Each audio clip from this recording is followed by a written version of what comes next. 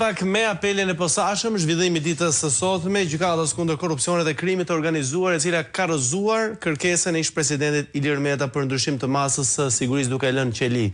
E disata kërkesë, e disata rrëzim,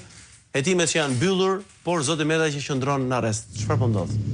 Tani këtu nuk kam asnjë surprizë, është patjetër një proces jo vetëm politik, po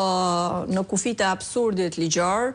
Për sa kohë kujtojmë faktin që shkeljet kanë filluar që në krye të herës, që në momentin e rrëmbimit kriminal të presidentit Partisë Lirisë, i cili jo vetëm që ka qenë gjithmonë bashkëpunues me drejtsinë, duke u paraqitur sa herë është thirrur,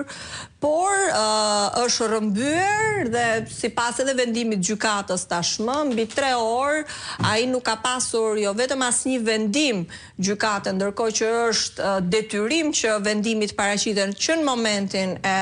paraqitjes arrestit apo kërkesës për arrest. Mos flasim për mënyrën se si u arrestua me persona të pa identifikuar, nuk është lejuar komunikimi me avokatin, nuk janë komunikuar asnjë nga të drejtat e tij dhe këto tashmë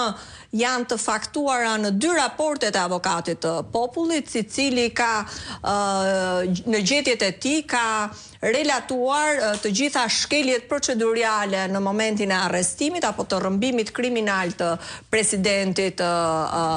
zotit Meta dhe vazhdojmë me një proces që absolutisht nuk ka lidhje me shtetin ligjor. Absolutisht që rrëmbimi i tij jemi tashmë të gjithë qartë që ka qenë nën urdhrin e Edi Ramës, sepse aty nuk kishin punë as forcat operacionale dhe nuk ishte asnjë zyrtar të BKH-s. Vazhdojmë me një proces ku janë mbyllur, siç e thatë dhe ju, të gjitha hetimet sot që flasim për zotin Meta, i cili funksionar shteti që të dikojnë prova apo janë për vepra penale këtu e 15 vite për çështje të gjykuara, të rigjykuara si ajo e Çes Dias e tjerë me radhë që dolën në një blof nga gjithë procesi dhe nga ana tjetër jo vetëm që nuk mund të intimidojë dëshmitar, jo vetëm që nuk mund të prishi prova, por jemi në një seancë paraprake ku praktikisht është absolutisht një pyetje që çdo qytetar do të bënte që në krye të herës, po sidomos tani në këtë moment që për çfarë arsye mbahet Ilir Meta në një izolim politik, në një izolim ekstrem, sepse takimet janë vetëm 4 që i mundsohen zotit Meta me familjarët, nuk i mundsohen takime me deputet, me eurodeputet, gjithashtu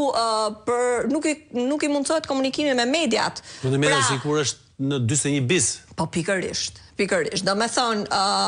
dhe padyshim që ky është një urdhër politik, ky është një represion, sepse që nga show që u bë me arrestimin, mesazhi ishte shumë i qartë para fushatës. A duket sikur është diçka personale? Po patjetër, është një urdhër që jepet, sepse nëse mua si deputete bëj kërkesë për takim, unë edhe zoti Vasili dhe deputetet e tjerë që kemi bërë në atë kohë kërkesë për takim dhe nga spaku më vjen njoftimi që nuk ka asnjë pengesë sepse duke zotruar statusin e deputetit ne mund të aksesojmë këto ambiente, drejtoria e burgjeve nuk lejon që zoti Meta të takohet me ne dhe me asnjë drejtues. Pra spaku ju lejon, drejtoria e burgjeve jo? Spaku thotë që nuk kemi asnjë kompetencë sepse është e përcaktuar në ligj që deputeti në bazë të ligjit për statusin e deputetit mund të aksesojë çdo lloj institucioni dhe në Komitetin e Helsinkit ku unë kam çuar kërkesë më është sqaruar mjaft qartë që vizita në paraburgim parashe dhe faktin e takimit me të paraburgos. Dhe kemi parasysh që në paraburgim është prezumimi i pafajësisë i cili do duhet të predominojë, pra dhe avokati i popullit në arsyetimet e tij thotë fare qartë që minimumi i takimeve është 4, sepse absolutisht do duhet ketë një liri shumë më të madhe personat që janë në paraburgim. Dhe vi me një vendim sot të gjykatës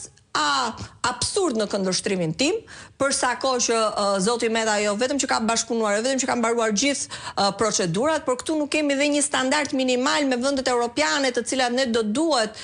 ti atashojmë apo Konventin Evropian e Drejtave të Njeriut dhe gjithmonë e marr rastin e presidentit Sarkozy. Presidenti Sarkozy u hetua në liri dhe më falni për vepra shumë të rënda,